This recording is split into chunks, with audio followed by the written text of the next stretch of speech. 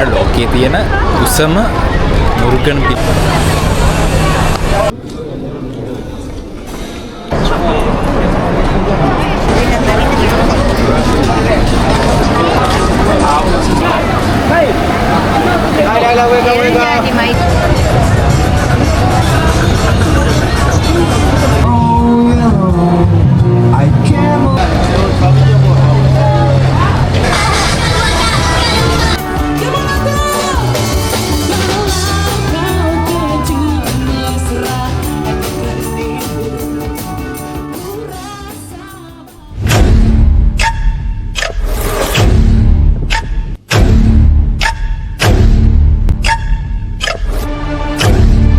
Travel with Jaya.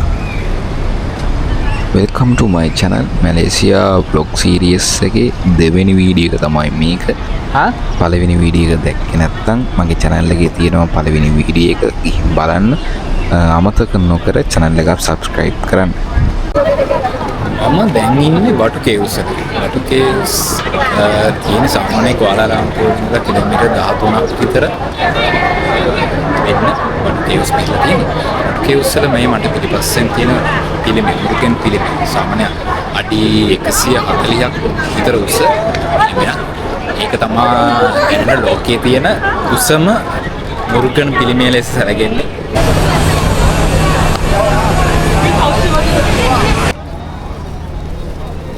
වසර මිලියන 400කට වඩා පැරණි හුණුගල් වලින් සෑදුණු ලෙන් සංකීර්ණයක් තමයි මේ බටු කේව්ස් කියන්නේ. ඉතින් දැන් මම මේ යන්නේ මේ පඩිපෙළෙන් උඩට යන්නේ උඩ තියෙන ලෙන් සංකීර්ණයකනේ. ඉතින් මේ පඩිපෙළෙන් තමයි එතෙන්ට යන්න තියෙන්නේ. ගොඩක් දෙනෙක් අතර මේ පඩිපෙළ ජනප්‍රියයි මේ. මොකද මේකේ මේ වර්ණයත් එක්ක ඒ දුන්නේ පාටට මේක පින්තාරු කරලා තියෙනවා. ඈතින් බැලුවොත් තමයි ඒක හරියටම බලා ගන්න පුළුවන්. ඉතින් මෙතෙන්ට එද්දි ටිකක් පරිස්සමින් මොකද මෙහි ඉන්න මේ රිලව් වඳුරන්ගෙන් පරිස්සමින් මොකද බෑග් ඊපස්සේ අපේ කැමරා කැප් කැම බීම ඒවා අරන් යනවා. ඉතින් ආයෙ ගන්න හම්බෙන්නේ නැහැ. පඩි 272ක් තියෙනවා කියලා සඳහන් වෙනවා. අපේ අම්මත් අමාරුයි නගිනවා පඩි 272ම කොහොම හරි යනවා කියන එක තමයි කියන්නේ. අපිටත් අමාරුයි නෑ.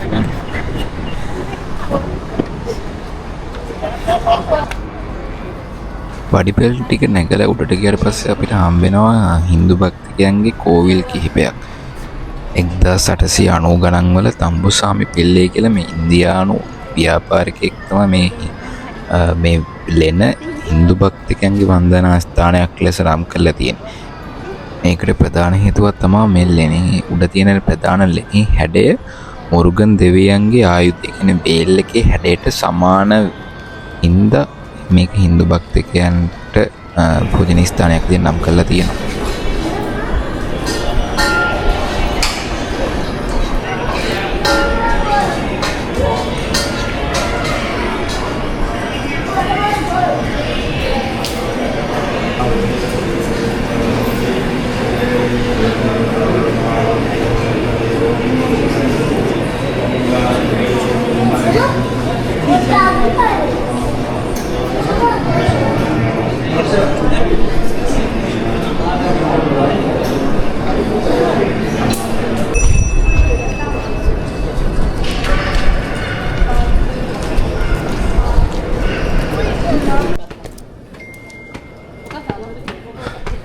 දැන් මම මේ යන්නේ බටු කේව්ස් වල තියෙන උසම ස්ථානට. ඒ කියන්නේ ටෙම්පල් කේව්ස් කියන ප්‍රධාන ගුහාවට තමයි මම මේ ආවේ.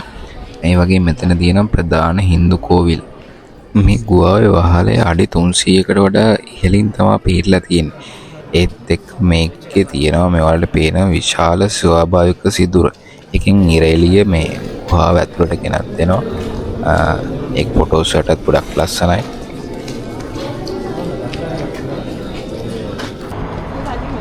ඔයාලා මැලේසියාවට ආවොත් බටු කේව්ස් වලට අනිවාර්යෙන් මෙන්න. මෙතන ටිකට්ස් ගන්න ඕනේ නැහැ. හැබැයි ඇඳුම් ගැන ටිකක් සැලකිලිමත් වෙන්න. දනිස් වැහෙන ඇඟ වැහෙන ඇඳුම් අඳින්න. මොකද පූජනීය ස්ථානයක් හින්දා. ඒත් එක්කම යන්න හොඳම වෙලාව සාමාන්‍යයෙන් උදේවරු වෙනවා නම් හොඳයි. අපි ආවේ හවස 3:00 විතර පස්සේ. ඒ ටයිම් එකත් අවුලක් නැහැ. ඒ වගේම පහළ ඉන්දියන් රෙස්ටෝරන්ට් තියෙන. ඉතින් ඔයාලට කෑම ගන්නවා නම් ඒ තැන් වලින් ගන්නත් පුළුවන්.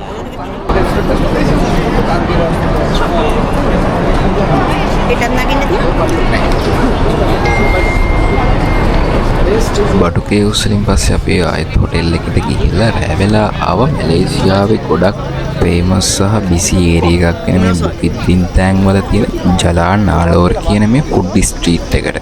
මේකේ ෂොප් 200කට වැඩියෙන් තියෙනවා. ගොඩක් කෑම වර්ග තියෙනවා. ඉන්දියන්, මැලේ, චයිනීස් වගේ ගොඩක් දේවල් තියෙනවා. ඉතින් හවස 5:00 ඉඳලා සාමාන්‍යයෙන් පාන්දර 2 වෙනකම් මේ ෆුඩ් ස්ට්‍රීට් එක ඕපන් කියලා කියනවා. ඉතින් මැලේසියාවට එන ගොඩක් සංචාරකයෝ අනිවාර්යෙන් මෙන්න තන තමා මේ ජලන්නාලෝර ෆුඩ් ස්ට්‍රීට් එක. ඉතින් අපිත් try කරා කෑම වර්ග කිහිපයක්. මේ දෝරියන් තියෙනවා.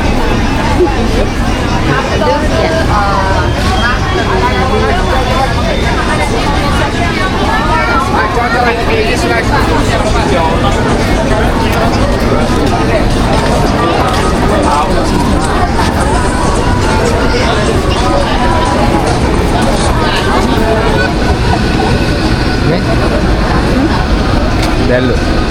Halo, minum panjang ada yang mau.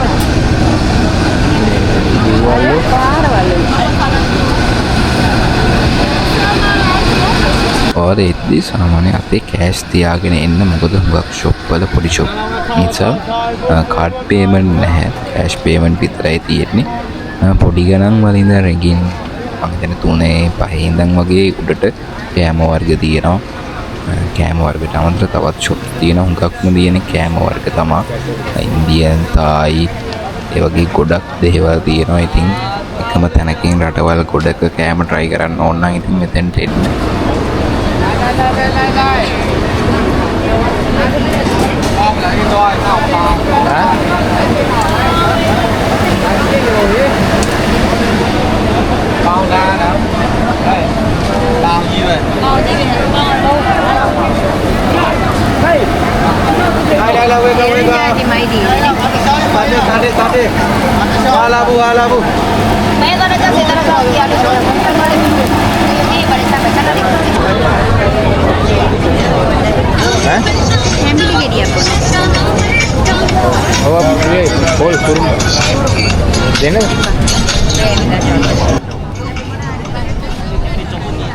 ඔයාලා දවල් කාලේ මේ ඒරියා එකට આવුත් සාමාන්‍යයෙන් තියෙන්නේ නෝමල් පාරක් වගේ තියෙන්නේ.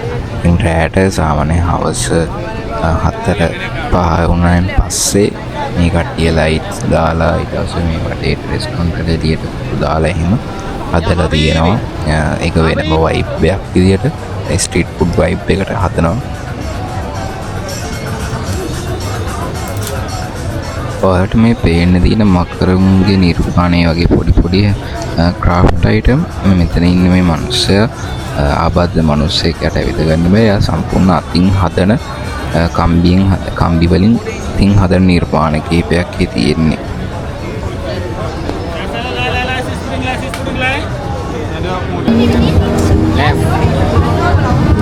Avocado, mango vegan. Papaya, mango vegan. Avocado.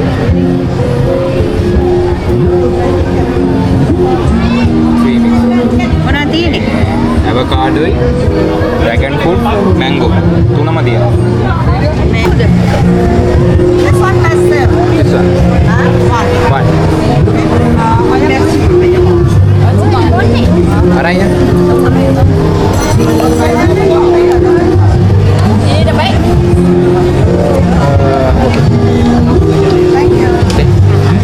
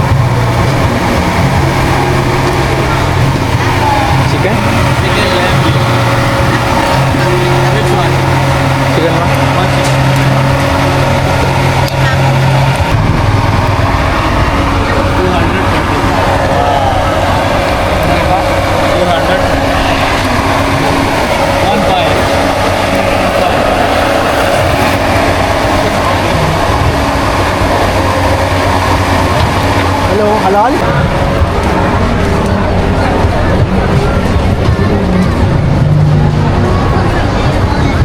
මෙහෙම ඉන්න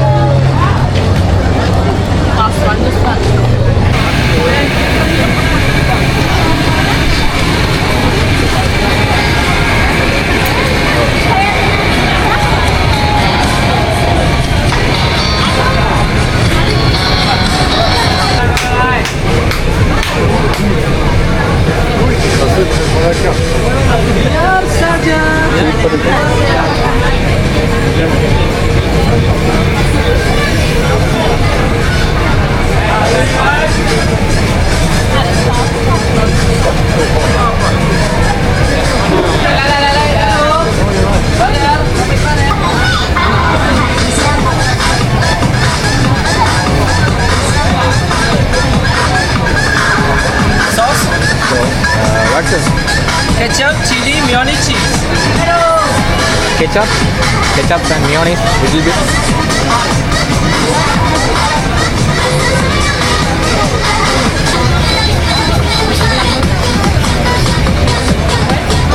Thank you.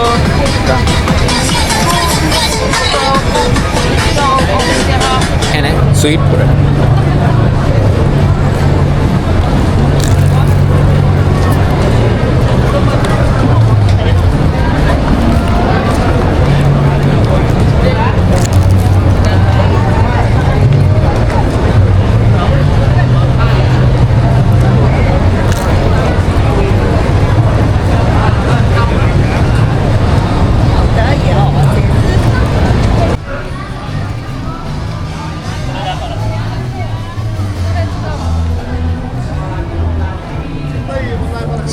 ෆුඩ් ස්ට්‍රීට් එකෙන් එළියට ආවට පස්සේ අපිට හම්බුණා මෙතන මේ කට්ටිය එළියේ ලයිව් මියුසික් කියන ස්ට්‍රීට් මියුසික් කියන තැනක්. එතන හරිම විනෝදයි. කට්ටිය සින්දු කියනවා, නටනවා, පොඩි ළමයි, ලොකු අය, වයස් භේදයක් නැහැ. ඒ කියන්නේ එන ටුවරිස්ට්ලත් ඒ කට්ටියත් නටනවා. වෙනම වයිබ් එකක් එතන තිබ්බේ. ඉතින් එතන හිටියා ගොඩක් කියලා ඉඳලා.